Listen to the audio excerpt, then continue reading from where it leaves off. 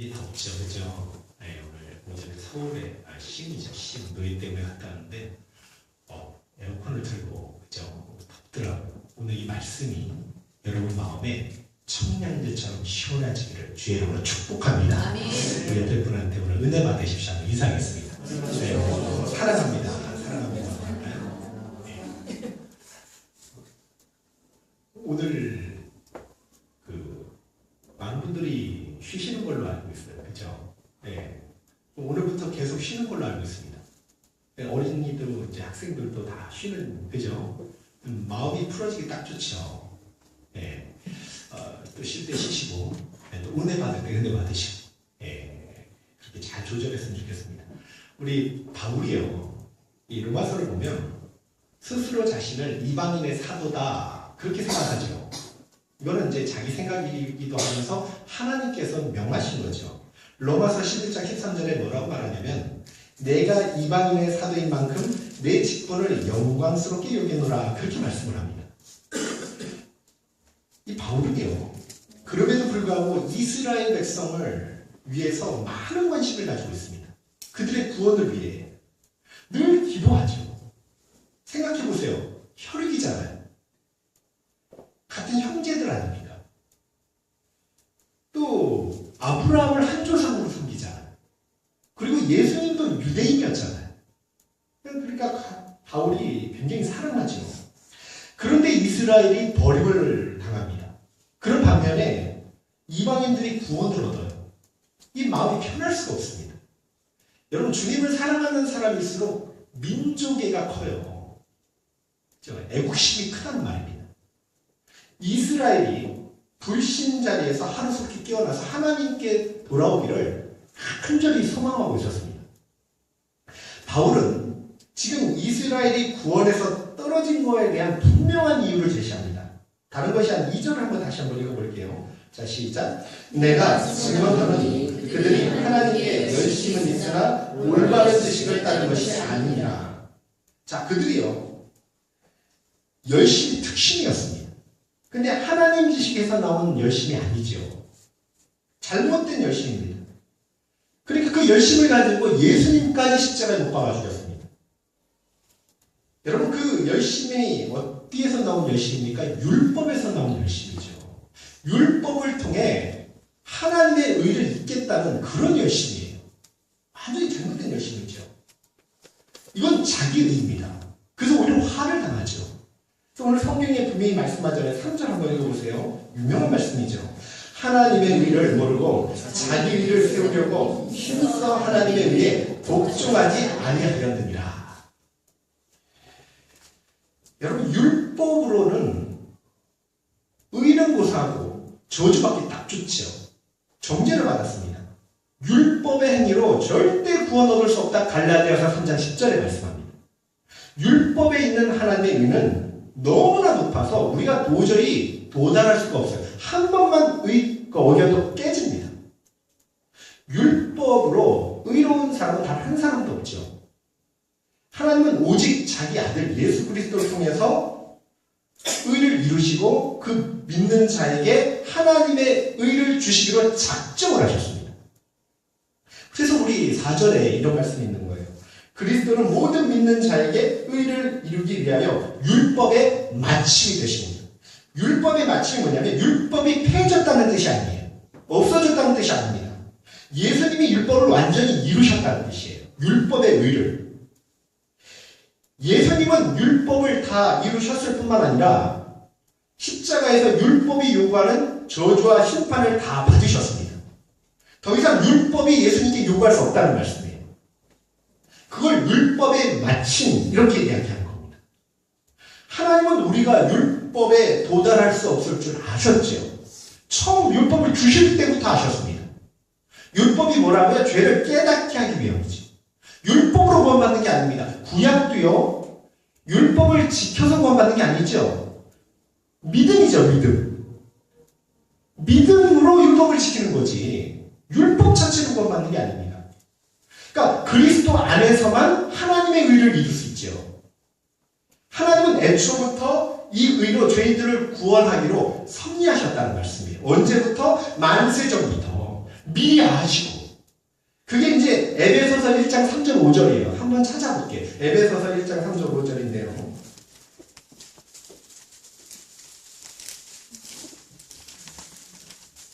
로마서 딱 두시고 에베소서 1장 3절 5절인데요.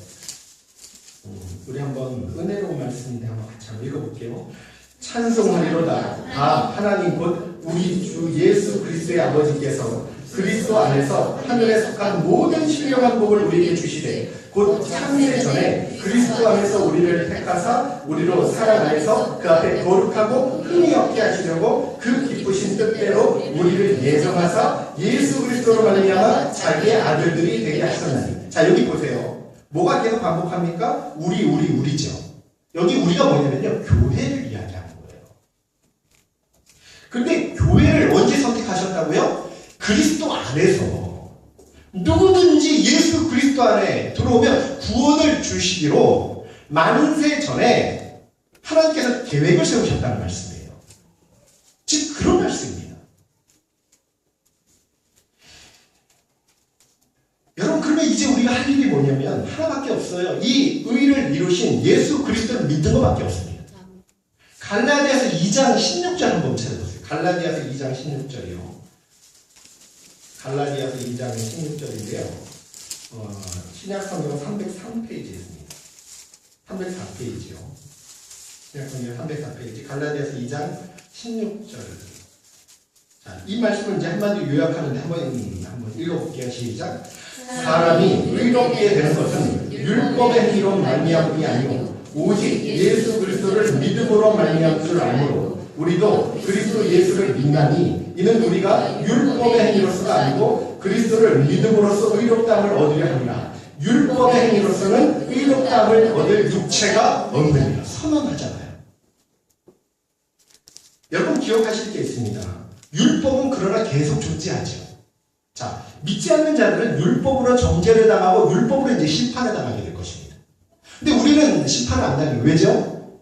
예수님의 율법 이루심을 통해 그 의가 전가되어서 우리도 하나님이 보실 때는 너 율법 다 이뤘다 이렇게 보시는 거예요. 하나님께 대한 바른 지식이 없으면요, 그 사람은 절대 구원을 받을 수가 없습니다. 여러분 아셔야 될 게요, 구원은 믿음으로 받잖아요. 자, 그런데 만약에 믿음 없이 행하면 어떻게 될까요? 제가 오늘 새벽에 말씀했죠. 믿음 없이 행하면 도덕론자가 되는 거예요. 아무것도 아니에요. 인간의 열심은 하나님의 의로 쳐주지도 않습니다. 근데 정말 믿으면 어떻게 되죠? 또 순종이 나타나요. 근데 순종을 하되 믿음이 없으면 어떻게 돼요? 그거는 아까 말씀드린 대로 도덕론자예요. 그러니까 이게 순서를 바뀌면 안 됩니다. 하나님의 은혜와 축복도요, 하나님 지식을 따라야 그대로 받을 수 있습니다. 하나님 말씀을 가까이 한다는 말이에요. 바울은 계속해서 이제 말하는 게 율법의 의와 믿음의 의, 이제 차이점을 이야기합니다. 자, 이스라엘 백성은요, 하나님이 율법을 주셨을 때 자기들은 율법을 지킬 수 있다고 믿었어요. 우리가 지킬 수 있으니까 율법을 주셨지 않겠나, 그렇게 생각했습니다. 율법을 지켜서 하나님의 의를 얻을 수 있다고 여겼다는 말이에요. 이건 하나님 지식이 아니죠. 여러분, 로마서에서 계속 말씀하는 게 영광스러운 믿음의 조상 아브라함도 행함으로 의를 얻지 못했다고 선언합니다. 성경이 그걸 증언해줘요. 만약 율법으로 의를 얻을 수 있는 사람이 단 한 명이라도 나온다면 예수님이 이 세상에 오실 필요가 없습니다. 바울은 믿음으로 말미암는 의에 대해서 그건 오직 말씀을 믿어서 되는 건데 아주 독특하다. 예수님의 죽으심과 부활을 믿어야 된다라고 말씀하는데요, 반대자들이 의견을 내는 거예요. 무슨 의견이냐?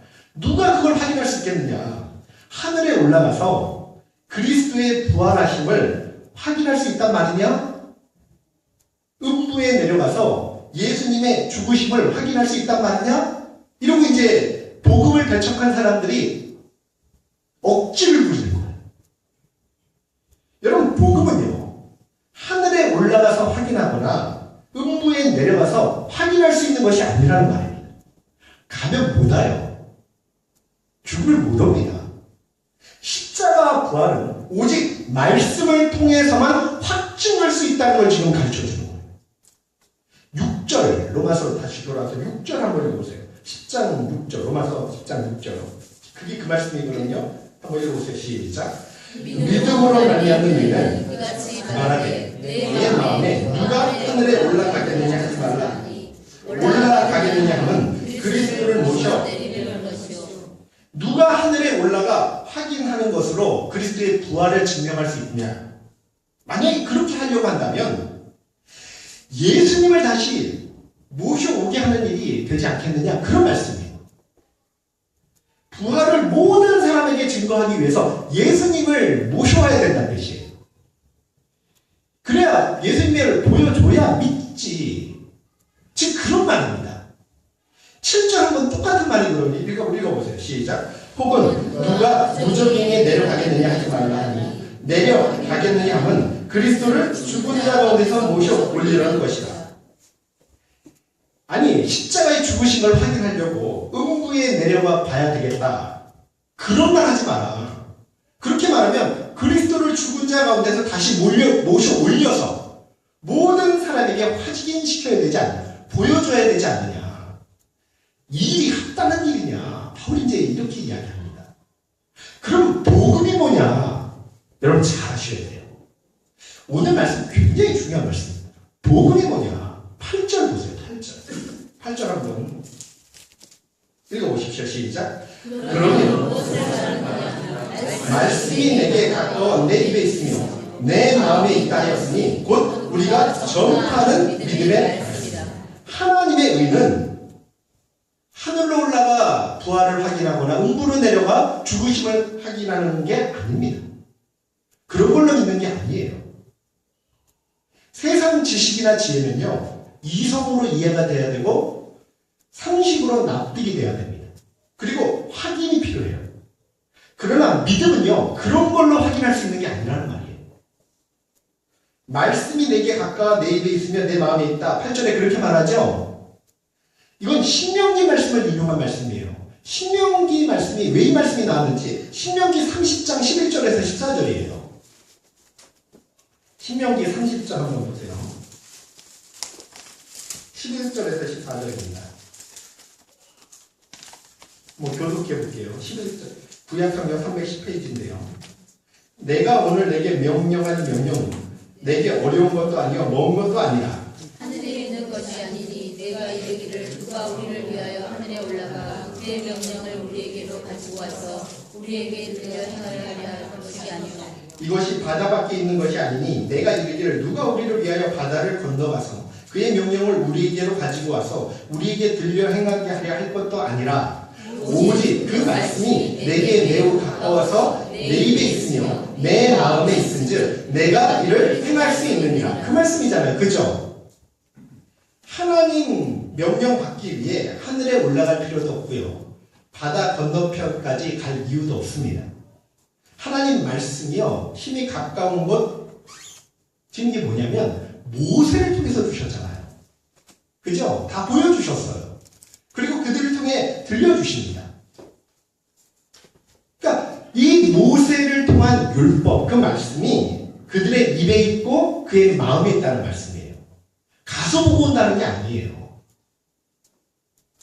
하늘에 올라가 주님의 부활을 확인해도, 음부에 내려가 죽으심을 확인해도 믿음의 근거가 될 수 없습니다. 우리에게 주신 하나님의 말씀 외에는 믿을 수 있는 방법이 없다는 말씀이에요.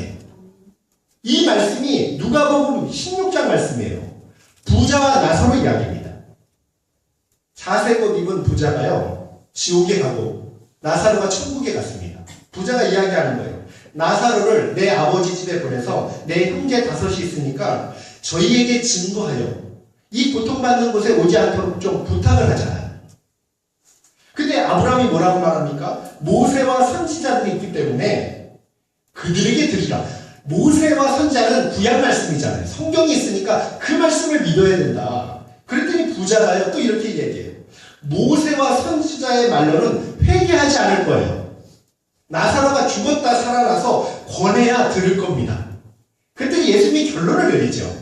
뭐라고 말해요? 모세와 선지자들의 사람들에게 듣지 아니하면 비록 죽은 자가 살아나서 기적처럼 보여주며 번면할지라도 권함을 듣지 아니하리라. 기적을 보여줘도 못 믿는단 말이에요. 결국 믿음은요, 하나님의 말씀으로 말미암는다는 말입니다. 그러니까 이 외에는 없어요. 그냥 여기에 십자가의 죽음 또 부활을 그냥 믿는 겁니다. 그래서 바울이요, 복음은 믿지 않는 사람들에게는 어리석은 것처럼 보인다는 말이에요. 그래서 하나님께서 전도에 미련한 것으로 믿는 자들을 구원하시기를 기뻐하셨다고 말합니다. 말씀으로 예수 믿을 때 율법과 상관없이 아무 근거와 상관없이 하나님의 의를 받을 수 있습니다. 이스라엘은 너무 싫어하는 거죠. 그들이 율법 지키는 거 보세요. 대단해요. 여러분 본 적 있습니까? 유튜브 봤거든요. 주일날 되면요, 콘센트도 꽂지 않아요. 가전제품을 돌리지 않습니다. 안식일을 얼마나 철저히 지키는지 결례를 아시잖아요. 손을 씻고. 대단해요. 지금까지 그렇게 살아왔는데 믿으면 구원받는다 그러니까 헛짓한 거잖아요. 그죠? 그러니까 안 믿는 거죠. 받아들이진 않습니다. 그러니까 이제부터가 중요하다는 거예요. 이제부터. 자, 구절이에요. 구절이 참 중요한 말씀. 자, 읽어보시죠. 시작. 내가 만일 내 입으로 예수를 주로 시인하며 또 하나님께서 그를 죽은 자 가운데서 살리신 것을 내 마음에 믿으면 구원을 받으리라. 자, 구원에 이르는 믿음을 정리해주고 있는 거예요. 기독교 진리는 예수님을 믿는 겁니다. 믿음으로 모든 문제가 해결됐어요. 죄사함의 문제, 구원의 문제, 영생의 문제, 천국의 문제 다 해결됐습니다. 자, 그러면 예수를 믿는 게 뭘까? 특별히 구절에서 내가 만일 내 입으로 예수를 뭐라 그러죠? 주로 시인하며, 먼저 예수님의 주 되심을 시인해야 되는 게 전제 조건이에요. 믿음의 중심은요, 그리스도에 대한 주 되심의 진실된 고백이 선행돼야 됩니다. 퀴리어스, 주자는, 그죠? 그분과 교제하기로 하고요, 그분과 의논하기로 하고요, 그분의 뜻에 살기로 결단한 것, 그렇게 고백하는 것, 이게 전제돼야 된단 말이에요. 예수님을 아예 주로 신해야 된다는 말씀입니다. 여러분, 이 고백이요, 구원의 조건이 되는 거예요. 다음에 뭐라 그러죠? 그를 죽은 자 가운데서 살리신 것을 내 마음에 믿으면 구원을 얻으리니. 십자가의 죽으심과 부활을 믿는 걸 말합니다. 예수님과 함께 죽고 예수님과 함께 다시 산 것을 내 마음에 믿는 걸 말하는 거예요. 마음으로 믿는 게 무슨 뜻인가? 이 말씀을 이해하기 위해서 귀신들의 믿음을 비교해야 됩니다. 여러분, 성경에 보면 귀신도 믿고 떤다 그러죠. 귀신은 그런데 구원을 받지 못합니다. 야고보서 2장 19절에요. 내가 하나님은 한 분이신 줄로 믿느냐? 잘하는도다. 귀신들도 믿고 떠느니라. 분명히 믿는다 그럽니다. 근데 귀신은 마음으로 믿지 않는다는 것이에요. 예수님 말씀에 따라가지 않습니다. 예수님 말씀에 순종하지 않습니다. 그걸 귀신의 믿음이라고 이야기하는 거예요. 여러분, 마음으로 믿는 믿음이 뭐냐? 마음은요, 지식, 감정, 의지, 그것이 자리하는지, 그것이 마음입니다. 그래서 이 마음은 우리의 인격 전체를 통제하는 거예요. 마음 가는 대로 행동하게 되어 있습니다. 이런 마음에 예수님이 오시면 사람이 어떻게 될까요? 여러분, 마음에 사랑하는 사람만 생겼고요, 얼굴이 밝아지고 예뻐지고 너 연애하니 이런 이야기를 들어요. 그런데 내 마음에 지식, 감정, 의지 그 자리에 예수님이 오셨단 말이에요. 그러면 그 사람이 어떻게 될까요? 삶이 강력한 변화들이 일어나지 않겠습니까? 반드시 일어납니다. 그리스도 사역에 관한 지식만 갖는 게 아니에요. 그 지식을 통해 변화가 일어난다는 말입니다. 그런데 예수님 품는데 달라지지 않는다? 뭔가 이상하다는 거예요.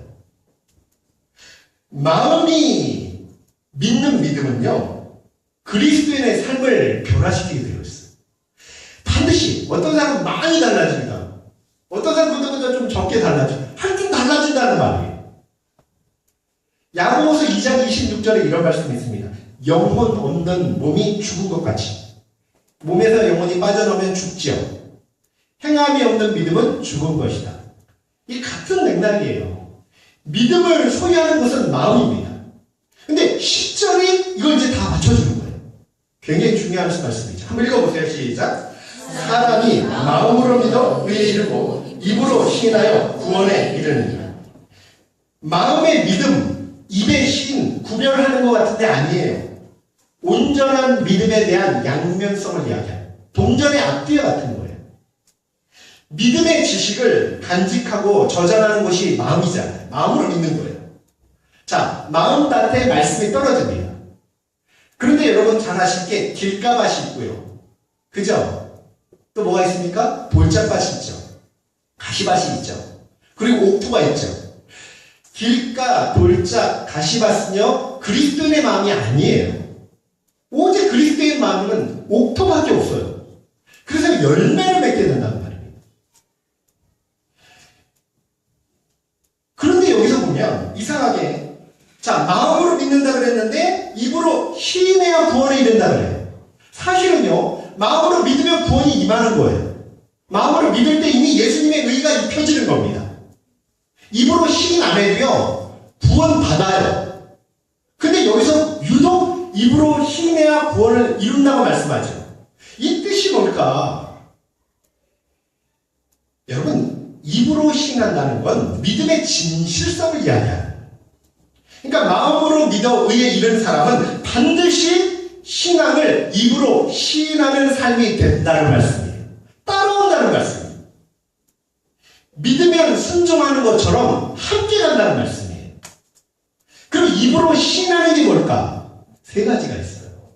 첫 번째는요, 전파하는 신앙을 나타내는데 그게 이제 11절과 15절. 그래서 이야기가 나오는 거예요. 한번 교독할게요.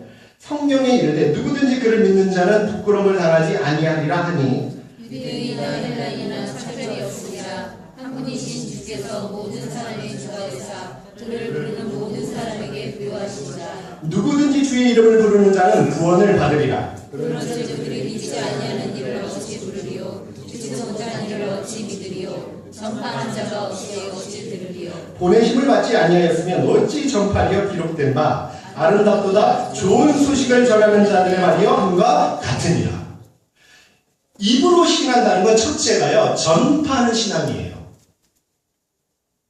그리고 두 번째가요 고백의 신앙입니다. 신앙 고백이 있다는 거예요. 마음으로 믿은 사람들은 그리스도를 부끄럽게 여기지 않습니다. 예수 믿는 일을 또 그걸 고백하는 일을 큰 자랑과 기쁨으로 여긴다는 말씀이에요. 밥 먹는데 부끄러워서 식사 시간에 숨어서 기도하지 않는다는 말씀이에요. 제가 저 성경 공부 때 말이에요. 화장실 가서 기도하고 그러지 않는다는 말씀입니다. 제가 증거를 보여드릴게요. 요한복음 9장 22절 보세요. 요한복음 9장 22절.